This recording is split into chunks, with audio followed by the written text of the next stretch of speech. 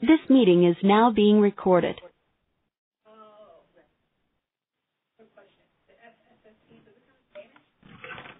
Good morning, everyone, or good afternoon, I guess it is. Thanks for being on the call today. This is Laura, and this is our community of practice call for Go For It communities that are in cohorts 2 and 3. So thanks for being on the call today.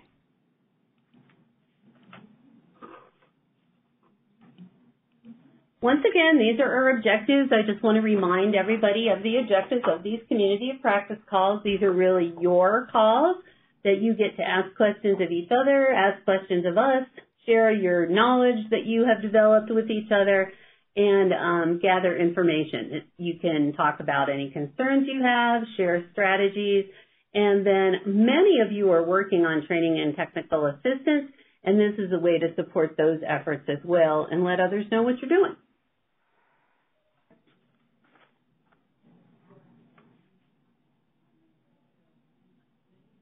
There.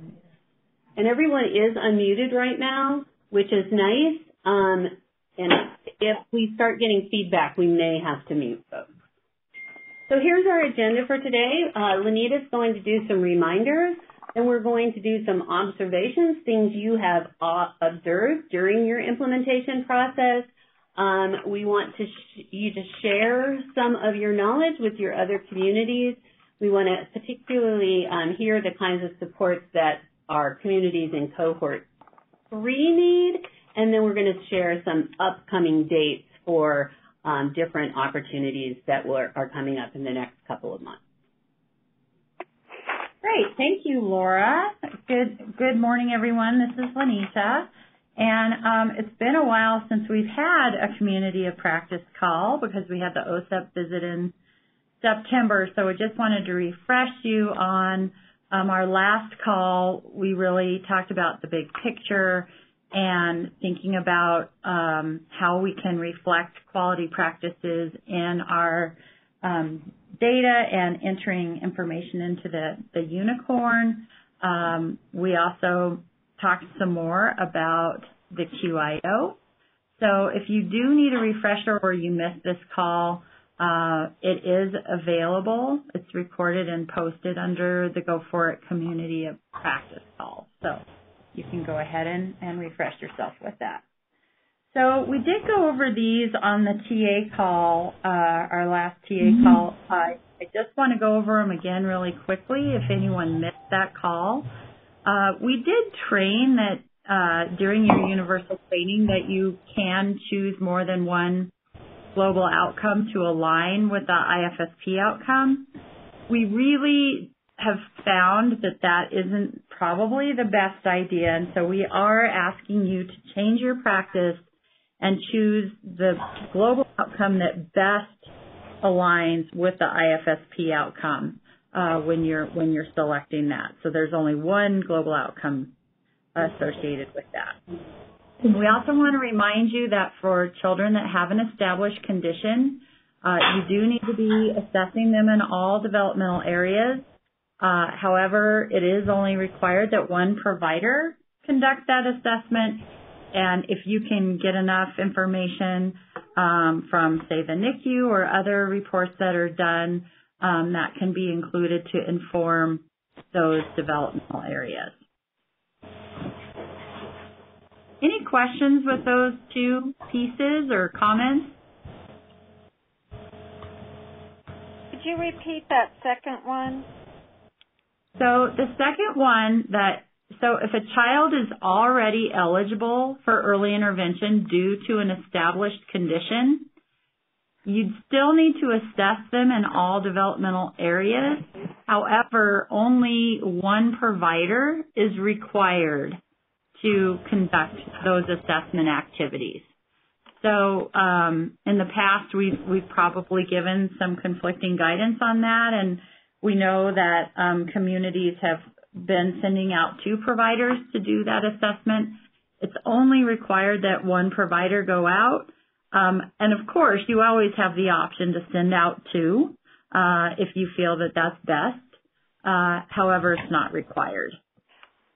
Lenita, would that be the same if a child that didn't have an established condition, but we had information from an assessment already showed they had a delay of 25% or greater? Then you already know their eligibility. It's for any child for whom you already know eligibility. Right. So they already had a multidisciplinary evaluation? Well, no, they might have just had an evaluation in one area, like a speech evaluation or an OT. So you're determining they're eligible based on the results of a previously done developmental evaluation? Yes. Go ahead. Have they been evaluated in all areas? No. That's what. No, but we know they're eligible because of just the one area. No, right. So let's say they were just evaluated in speech and the other areas haven't been evaluated yet, but they're already eligible based on a 25% delay. Right. So when we do the child assessment, can we just have one provider? That's a good question.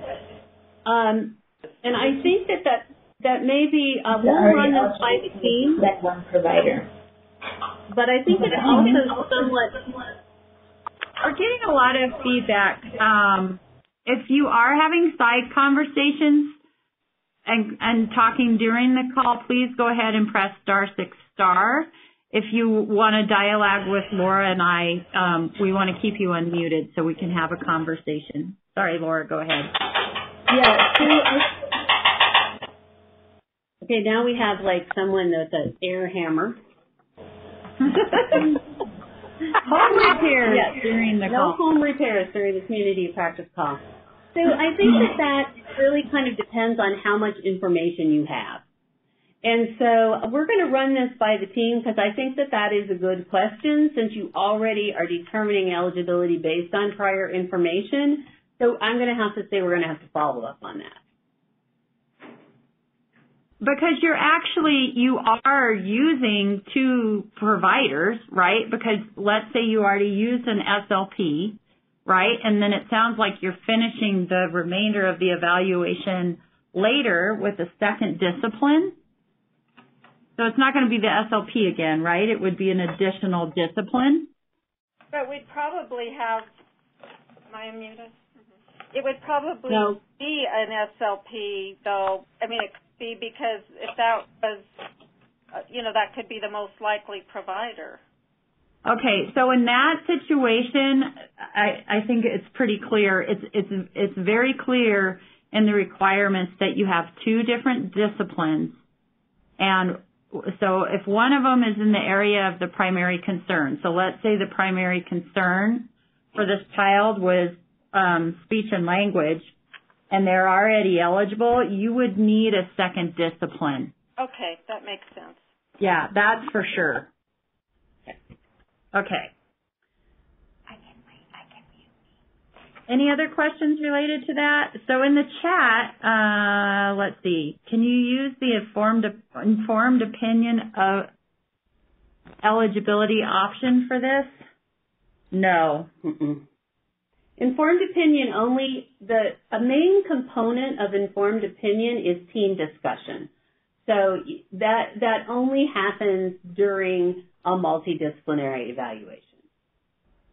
And that's really if, you're using a tool and it's not, you can see clearly that there's a concern that could indicate significant delay, and the tool isn't sensitive enough to capture that for some reason, so it might be more related to the quality of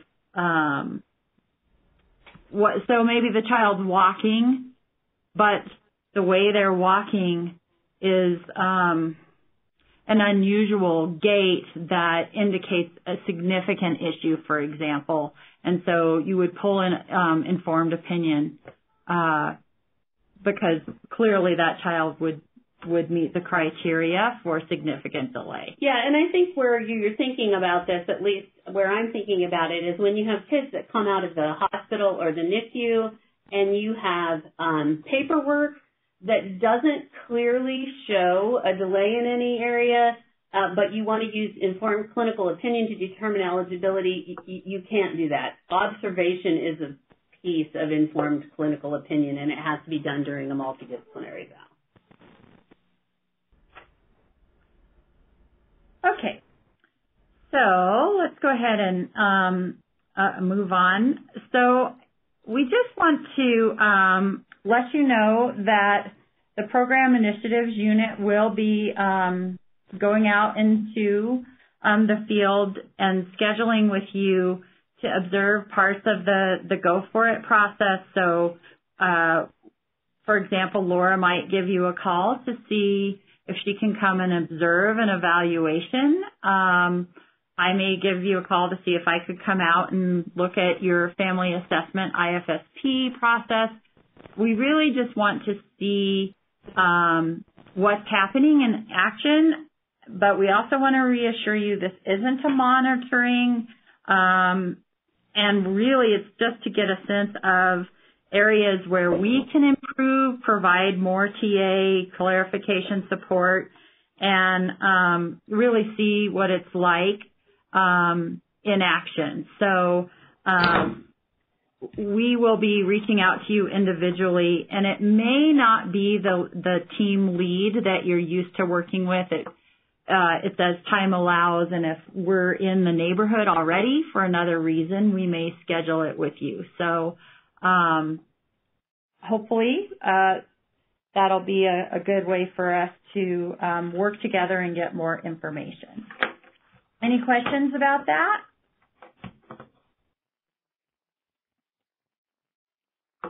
We're really looking forward to it. So I think it's a really good thing to do and see how things are happening.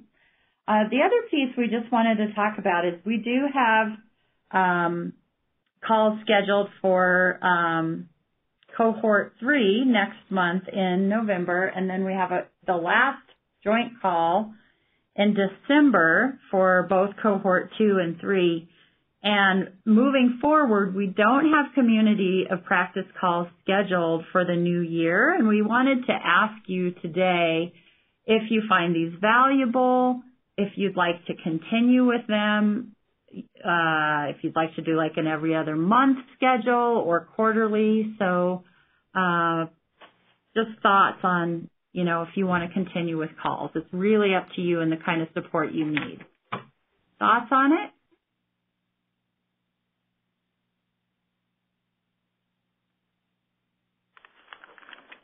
I'm a little nervous about the QIO process, when we start using that.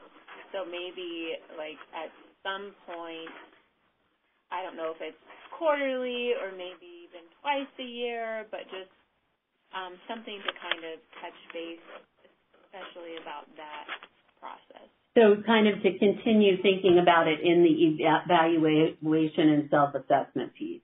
Right. And Ashley Fernie is on our call today, and for communities that are already doing the QIO, Ashley, you're already giving support, right?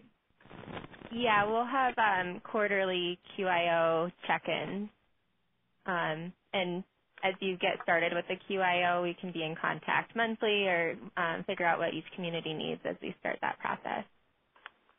Ashley, are those joint calls with other communities or one-on-one calls? They are. They're with the implemented communities, or implemented with the QIO. Great. Great, thanks.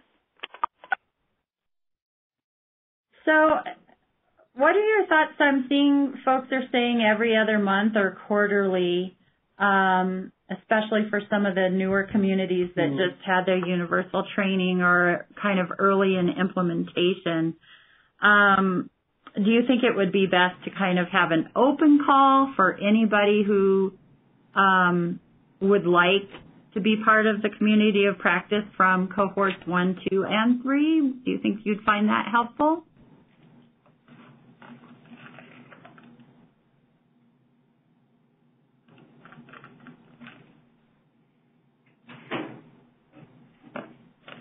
Okay, some folks are saying yes, open calls. Okay, so maybe we will start in February, and maybe we'll start with every other month, and depending on participation, if we don't have much participation, we'll move to quarterly. But please reach out to your team lead if you feel like you need more support. We can certainly accommodate or shift if we feel like we need that. And then another suggestion, every other month would be good, as long as we know the topics. So the topics of the community practice calls are really, it's really not a TA call. It really is a learning community, and so it's really based on sharing resources and having conversations. If you do find you would like a specific topic, say age anchoring or whatever it is, we're happy to do that and provide more of a TA format as well. So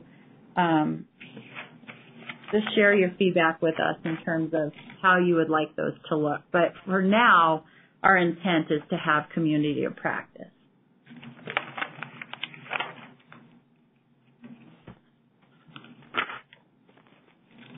Okay, I'm going to turn it over to Laura here so we can actually have a dialogue. So I love this clip art. I think Monty put it in here. I've got your back. We hope that we don't have your back in that way, but we do want to hear about what challenges you're facing in your community as you're venturing out and getting used to this new go for it world. And this is open to both cohort 2 and 3. So just, if there's anything you want to put on the table that you want to ask. Questions for us? Open forum. Hi, this is Mickey. Can you hear me? Yes, I can. Hi, Mickey. Hi, everybody. So I would just say we're getting ready for implementation on November 1st for children who are coming in and having their initial IFSPs developed with their family assessment. I think a challenge that I'm aware of is trying to figure out how to get some sort of ongoing training set up for any new providers, new employees, new service coordinators, et cetera, to train them on the go for it process if they didn't go through our universal training and if they didn't go through universal training at another CCB. Okay, great. And how that can be efficient and sustainable and able to be reproduced. Anyone on the phone have experience with that they would like to share with Mickey? Because I agree with you. I think some of the first cohort are probably farther along in that. That's why it would be great to have, I think, joint calls with all 3 cohorts. But does anyone have feedback for Mickey that's on the call? Yeah. Hey, Mickey. This is Beth at RMHS. So what we started doing as of July 1st, which is when we had finished all of our makeup universal trainings, is I have all of my providers come in for provider orientation now, so all of my new providers, and part of that is actually doing what was the old COAST training almost, but more of a focus on the global outcomes because most of them aren't early intervention providers, so the 3 global outcomes, the ratings, the decision tree is all new to them. So I do that entire training, and as well as a couple other things that we talk about how our service delivery model is, but it's from 8:30 in the morning till 1 in the afternoon, and I run it once a month is what I'm doing right now. I'm hopeful to run it every other month if my providers it looks like my new providers are slowing down a little bit, but I have my service coordinators come to that and any internal or new contracted providers. Great. Thank you so much, Beth. That's really helpful. Anyone else? Beth, this is Lanita. Would you also mind sharing what you've got in the works? Because I think that's another piece that's important. My quarterly provider training? That? Yeah. Okay, so this year I also decided that I want to do quarterly provider trainings for all of the people in the world who are willing to come. And, that's going to be the same, like 40 to 60 people every quarter. But each one of those I'm having go for it as kind of a standing agenda item. And the one I'm going to do next week is going to focus a lot on what is that provider's role during family assessment. A couple providers that we contract with have made some really nice little templates for their note-taking during family assessment and what they're gathering so they can report back the outcomes, the global outcomes and the strengths and needs within those. So I'm going to share some of those as examples and really talk about and so the focus is really what is that provider's role during family assessment. And since they're just going to be every 3 months, I think as things come up and as things are, more at the forefront, it'll just kind of dictate what it is we're talking about at those meetings. And Beth, thanks. And I know you and I have commiserated and shared ideas in the past, so I appreciate you sharing this here too. But so for the quarterly provider trainings, how long, I know you said they're quarterly, but how long is each one? I have them scheduled for 2.5 hours.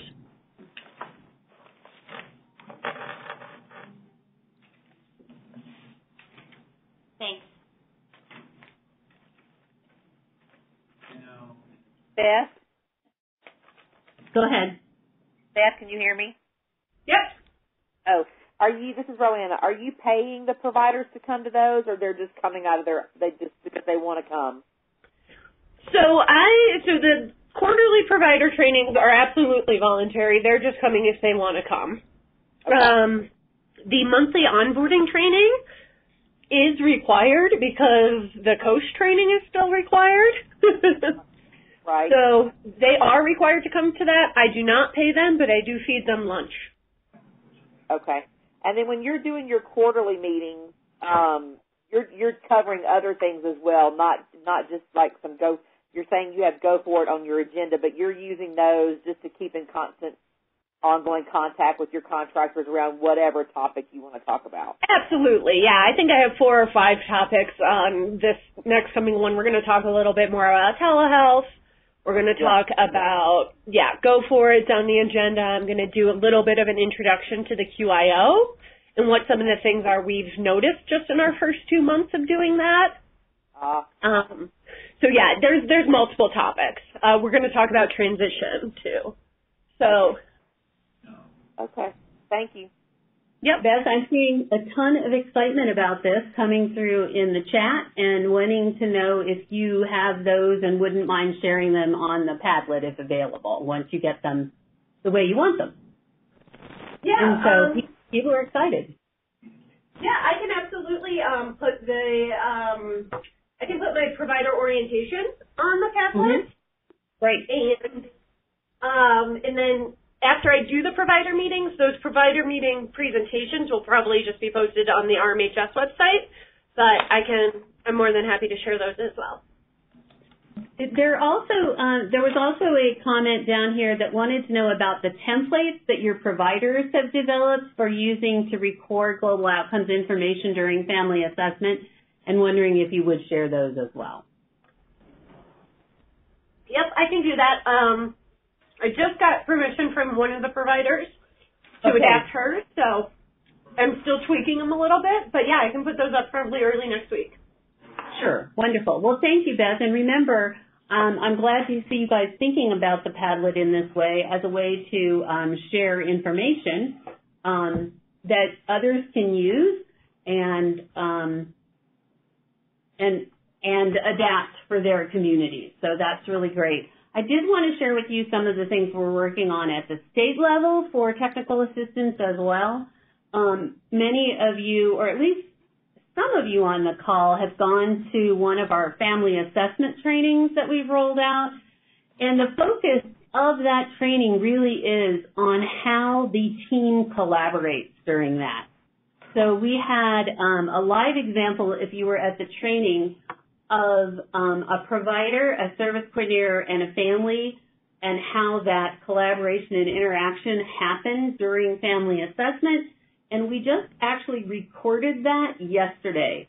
So we'll have that available as well in the future.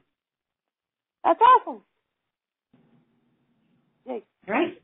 So, Beth, will you post them on the Community of Practice Padlet? Sure. Would you mind sending me the link, or can I find that on the website? We'll send you the link. Okay, great. We'll send everybody the link. That sounds good. I'd like to see. Yeah, and that's a good idea, Laura, since that can be accessed by everyone. Yeah. All right. Any other questions? If not, we'll move on. Challenges? Challenges you want to share as you've moved forward?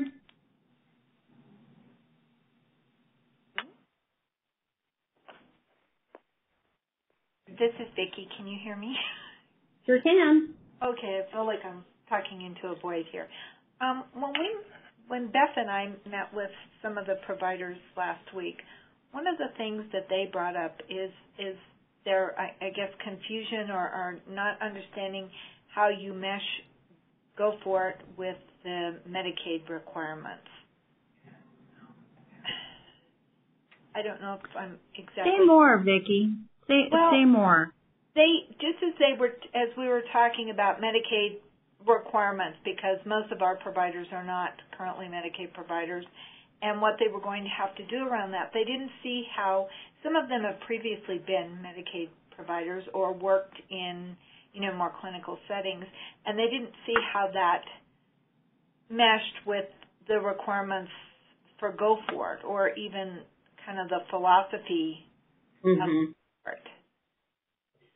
Vicki, I think that this is a really great question to reach out to communities that have been using Medicaid as a funding source for EI successfully to see how they've made that work. Because we do recognize that especially the requirements, if you've been a provider that's used to billing Medicaid through a clinic setting, it can seem very disjointed to move those same requirements into EI.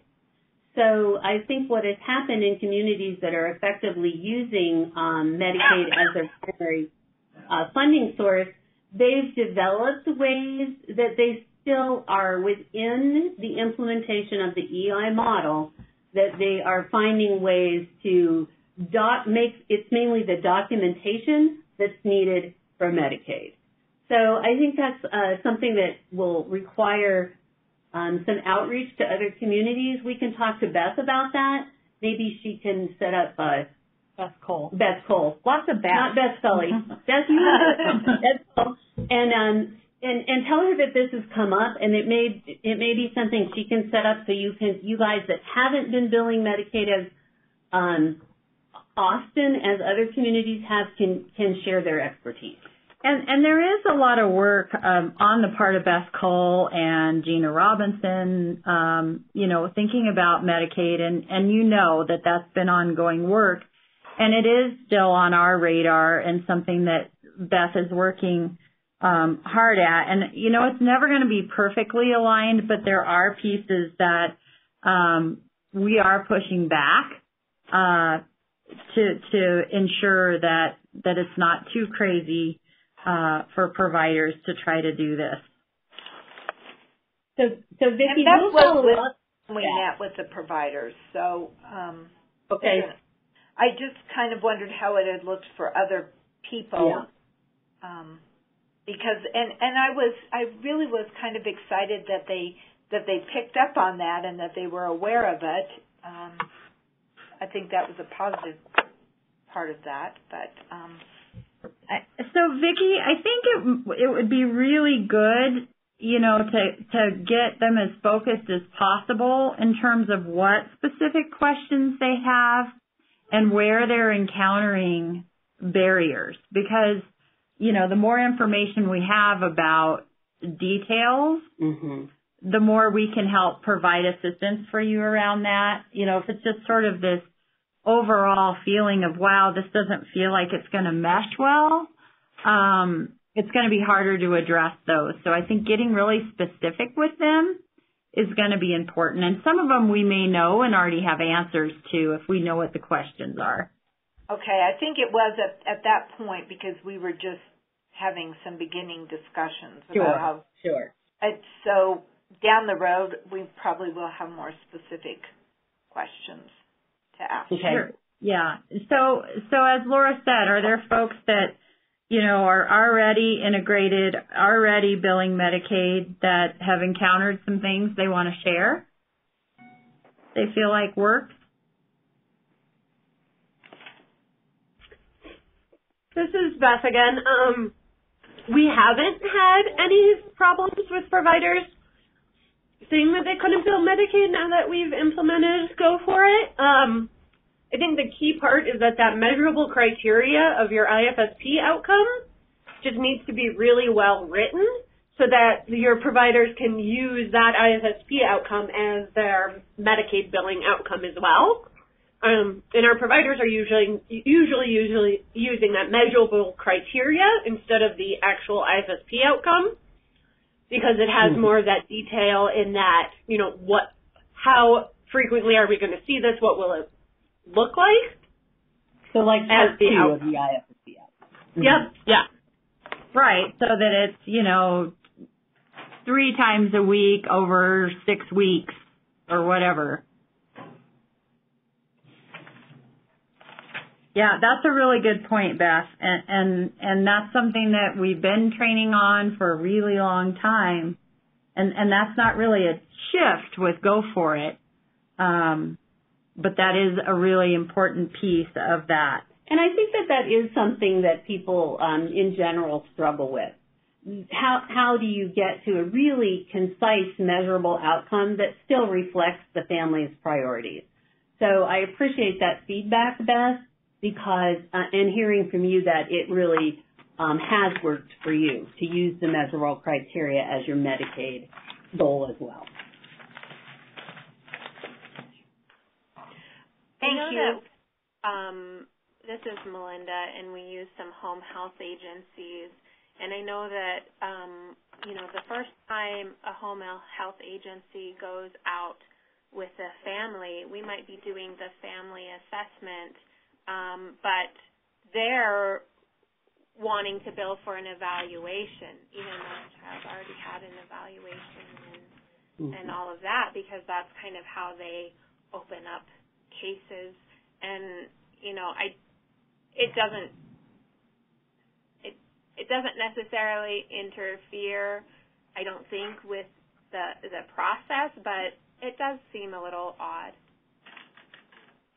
Well, because they're required to do their evaluation in order to bill and start everything. So we've gotten this question from a couple communities. Does anyone want to share how they've addressed that?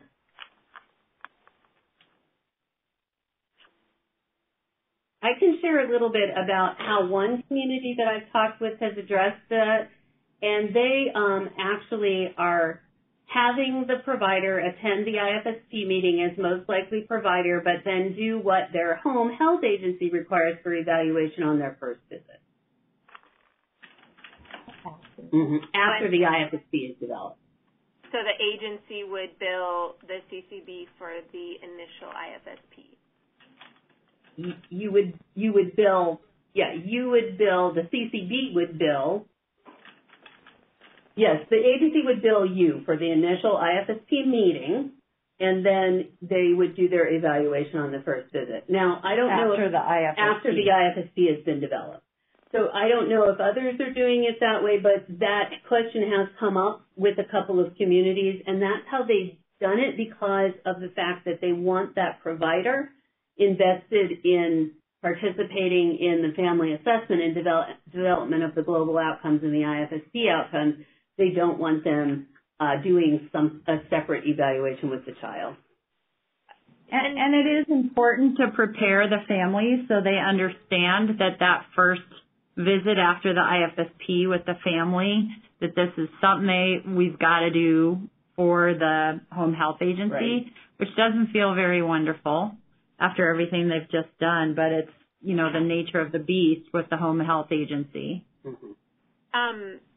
Do you know anything about timelines with the home health? I was under the impression that when they have a referral, like they had to get in there within a certain amount of time. So then doing the IFSP, you know, I don't know if it was the evaluation or maybe it was a nurse checkup, I'm not sure. But then not having the IFSP, that might put them at So they need to have the evaluation done within a certain point in time after you have connected with them as a provider agency? Right. Okay, you know what? I don't know that, but I will check. Okay. It can go out without us. Okay. And all right, we're going to move. Oh, go ahead. When using home health, because, you know, that means the child has to be homebound services. And then after someone said after so long they can't see him unless the child can't. I don't know. They just talked about how, I mean, you're saying that they're homebound for a reason, but they are kids. I mean, they can't drive themselves, I guess. They just had a question how long they could only see him with, if there's no diagnosis of a disability that has more billable codes or different things. So I guess it's around billing, and maybe just asking Beth Cole these questions. Yeah, this is another good question for Beth. We haven't run into this, but it may be in how the home health agencies you're working with are interpreting it. So we'll run this by Beth too, Yasmin. That's a good question. Okay, thank you. You're welcome. Really quick, shared vision services isn't a Medicaid service, right? Vision services is not a Medicaid service. I thought I was pretty sure aware of that, but okay, just a question from our top. So thank you. Yeah, so you'll have to use alternative funding sources for that one. Okay, thank you. You're welcome. Okay, let's move on. And now cohort 2, this is your chance to give advice, to share your knowledge with cohort 3, to let us know how you managed to get up to the top of the mountain, even though you might have fallen back a step or two. And we also want to know if you had any aha moments during the process as well. And I'm just going to go straight through my list here and ask everyone to weigh in briefly. So I'm going to ask, I think, Heather, you're on from StarPoint, or anyone else, if you would weigh in first. Sure. I think we are doing it.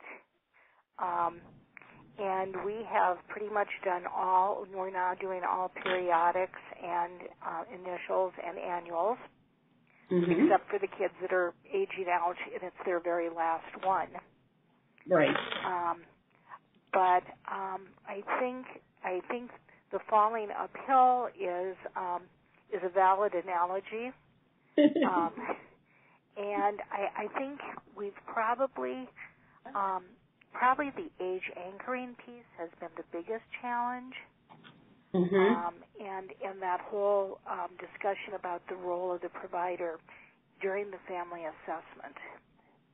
Okay. And one of the things for my providers that aren't as comfortable yet using the MISER is that I have been actually giving them the page 10 of the handwritten document, which is the concerns and priorities page, and asking them to take notes on that about what they're hearing as concerns.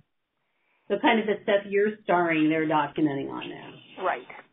And so then having them recap that, and which seems to lead to some richer outcomes. Great. So they're not just getting into that developmental skills bucket. That's a great idea. Thank you, Heather. Yeah. Anything else? Not really. I think it's still a work in progress. But I think everybody is getting more comfortable with it. I can tell you the families really like it, especially the families that have been with us for a while. and we're doing an annual, and they're going, oh, this makes so much sense. So families that have comparison with the previous process, yeah, they like the new process. Yeah, it's like this makes so much more sense to us. Awesome. Thank you very much, Heather. Sure. How about Blue Sky? Melinda, Sue? We don't know any blue sky around here. Is it cloudy down there today? No, it's pretty blue sky. All right. So, any aha moments, advice you'd like to give, strategies you found successful? I mean, honestly, we just lost 2 service coordinators, and getting ready. One's on the way out. So our mind is pretty. It doesn't feel like anything is working right now. Oh, we had an aha moment. I thought of one. Oh, yay, good. So we were working with our service coordinators not attending the evaluation with the school district in order to free up a lot of time. And we were moving slowly over to that process and had been getting good feedback. But then when we were ready to roll it out with everyone, we got some feedback that initially the service coordinators were doing the initial contact with the family and trying to make sure that we were doing enough attempts and then closing it out. And, it finally dawned on them that really it put a lot of extra stress and pressure. They said, it feels like I'm looking at my caseload as a whole and I'm juggling all these balls and like trying to remember the, timeline of the initial referral and contacting and closing and all of that was like an extra ball that they were juggling. So we had to rework some things. So they liked doing so you're rethinking your process. Right. Okay. Thank you, Melinda. That's helpful. Hey, we are getting feedback from someone, so if you need to mute your phone, please do so. *6. Yeah, if you're on a cell phone specifically, then you want to do *6*. So let's move on to Community Connections. Who do we have from Community Connections? Pat? I am here. This is Pat, and Alicia is also here, one of our service coordinators. Okay. Moments, advice. I think, as I've been saying on these calls, it's kind of a work in progress, and the more practice you get, the easier I think the process becomes, and the more natural it kind of flows. I think Alicia would agree with that. Definitely. And I'm not sure that we have any great advice for anybody, but we do have a question because now we have our exiting ratings are starting to happen, and I think there would like a little clarification on that. Yeah, well, I forgive me if I missed something in between the last time when I last remember hearing. Okay. Well, I remember that the idea was to do the exit rating at the IFSP closest to a kiddo's 3rd birthday, but sometimes those IFSPs are like 4 or 5 months before a kiddo turns 3. And so I'm wondering if you could refresh my memory on the timeline we have to, if an IFSP does come, within a couple months of a kiddo's birthday, like how should we do it in the last 3 months? What is the timeline there? Yes. So you're still doing it right. You're still going to do that final rating at the last IFSP meeting before the child's 3rd birthday.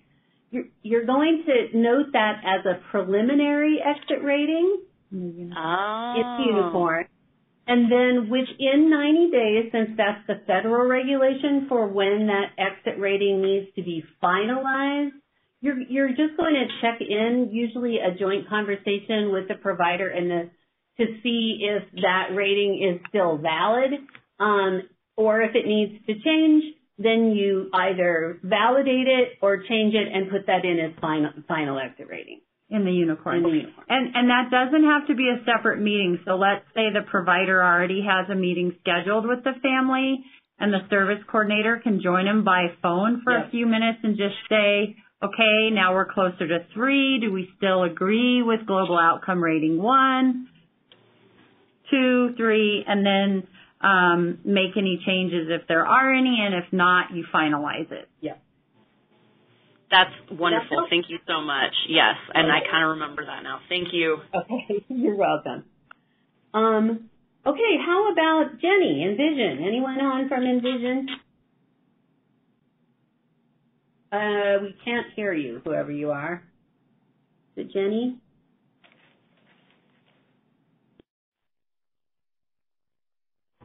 Okay, we're going to jump ahead.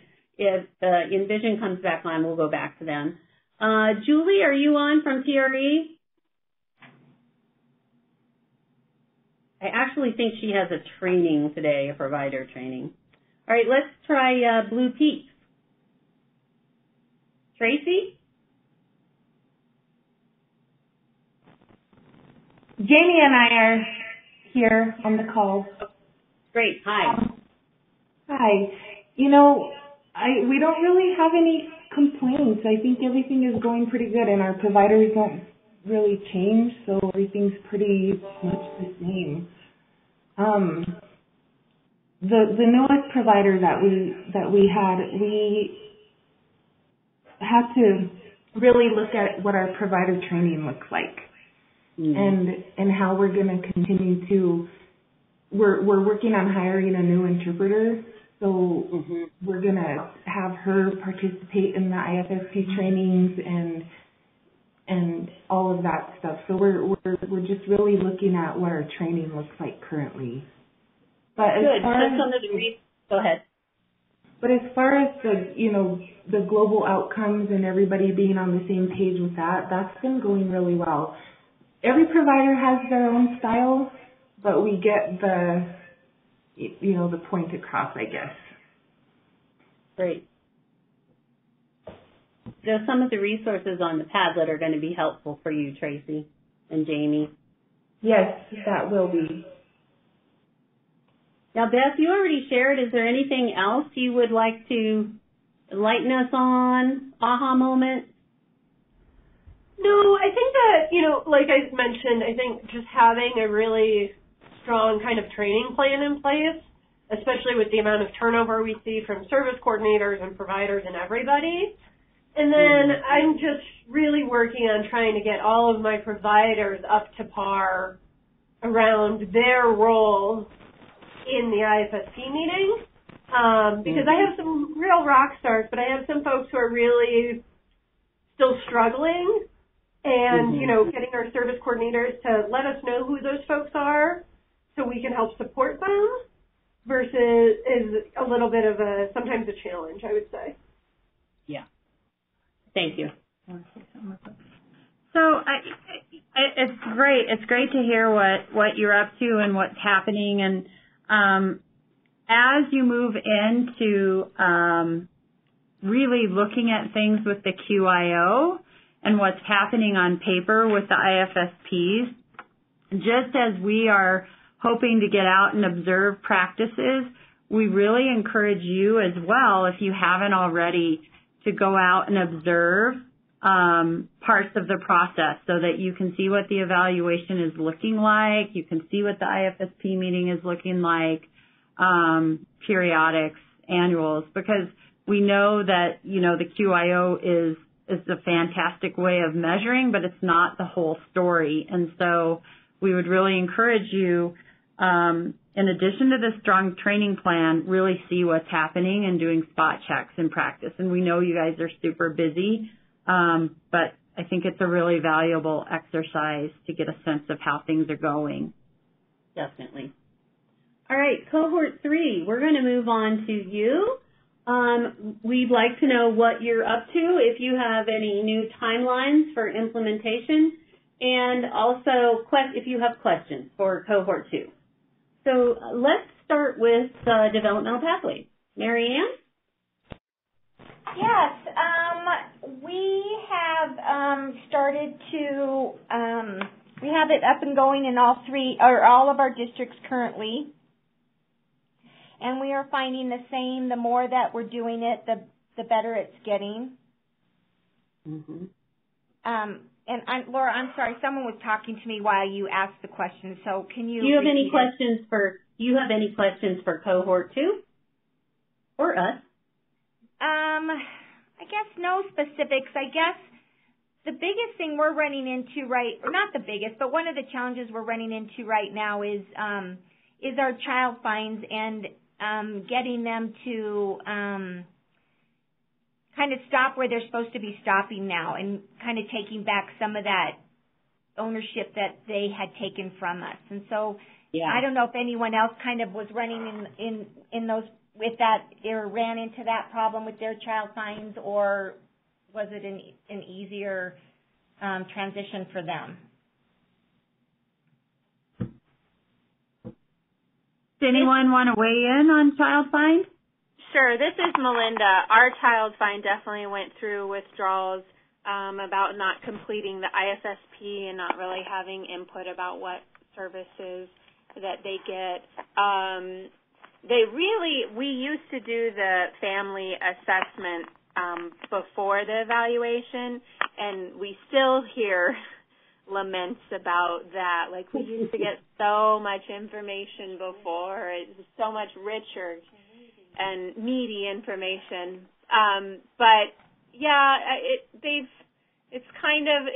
They go through withdrawals, and they'll bring it up every now and then, but you just smile and say, I'm sorry, that's hard. That's a good strategy, Melinda. I like that. And then Tracy in the chat responded that they actually completely revised their MOU to make sure that the process was working within Go For It. Yeah, and that's a great idea. I mean, we have talked about that as well. Yeah. Revising our MOU, yeah. Good idea. It's a good time to look at your MOUs and see if they say what you need them to say. Right. Okay, let's move on to Foothills Gateway. Laura, hi, thanks for having us on the call. Yes, I am on the call, thanks. Okay. Things are going great in Foothills Gateway. We have trained all of the providers and the service coordinators, and we have been implementing the Go For It IFSP since June 1st, and we started doing the QIO with Cohort 2. I think our biggest question is, are our scores on the QIO going to match what the state thinks the expectation is? Because it's pretty subjective. So we're anxious to see if we are in line or making kind of the same determination on the score that like the state would expect us to.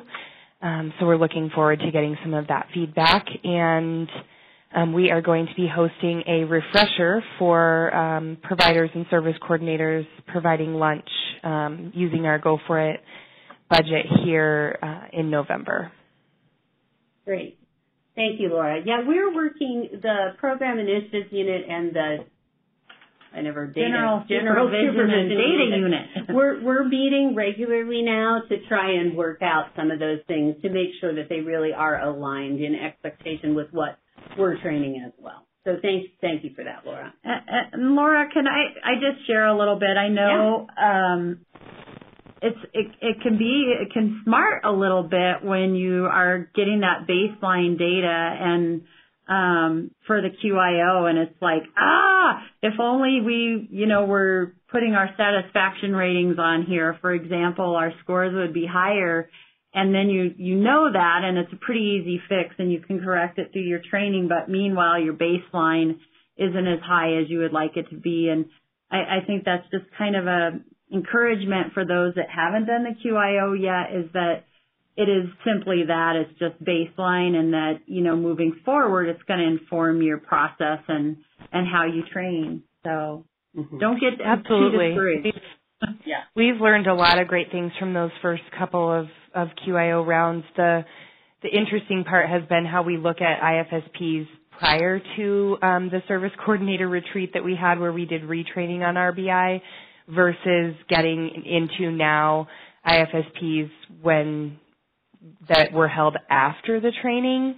And we definitely have some service coordinators, Elise Stalin and Erin Shuey and Jara Fayes, that are scoring as emerging best practice and some best practice. So we're really excited to get the feedback from EI Colorado about if you guys are also feeling like our scores are are accurate. So wonderful. Thank you.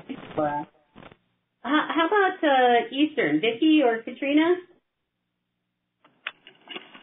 Katrina, are you on the call?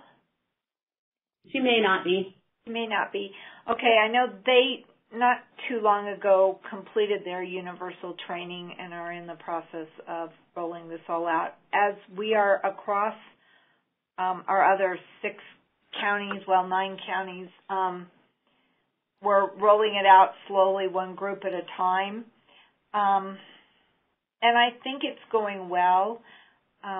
From a personal standpoint, I sort of had to take a break from Go For It and focus on this Medicaid issue, so I've been sort of immersed in that myself the last few weeks. So I think it's going well. I think people have not had an opportunity to do many new. We are just doing initials at this point. Okay. Yasmin, you're on the call. Do you want to talk a little bit about how some of your initials have gone? Yeah, they're good. They're both really, the last two that I did, they're both babies, so they're really actually under age 6 months. Mm-hmm.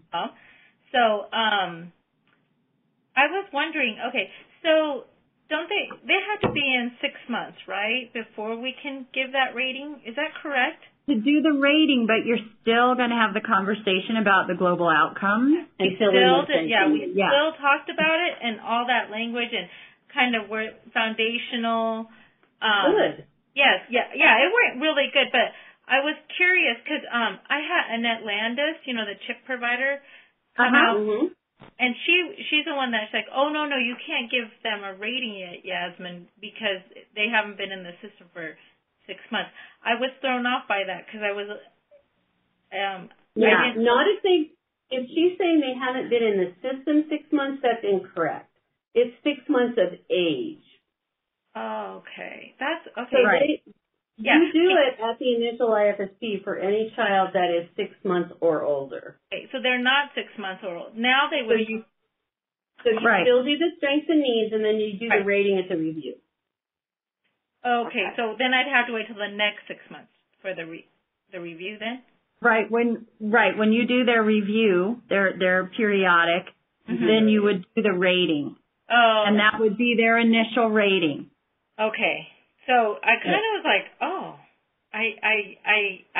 was like thrown aback. I was like, oh, okay, but it makes sense because they're not 6 months or older. And that makes sense in the old So, okay. Thank you for answering. I was a little, but yeah, and both the 3 kids now will be turning 6 months, I think, within this month or next month. So it would be like a periodic review then for all 3 of them. Yeah, great. Okay. Yep, that's what you're going to do. All right, we are kind of out of time. Like the language, I think our team really liked the language because, there's so little and there's, just to hear good positive things and, so I thought it was quite pleasurable and enjoyable. It didn't feel like really a good time. Good. I'm glad to hear that. The foundational language is helpful for them. Yeah, definitely. We want to respect your time, and we have like a minute or maybe 30 seconds. So I just wanted to weigh in here with Horizon, Strive, DDRC, or community options. Is there anything that you would like to share or ask of Cohort 2? Okay, this is Margaret. Mm-hmm.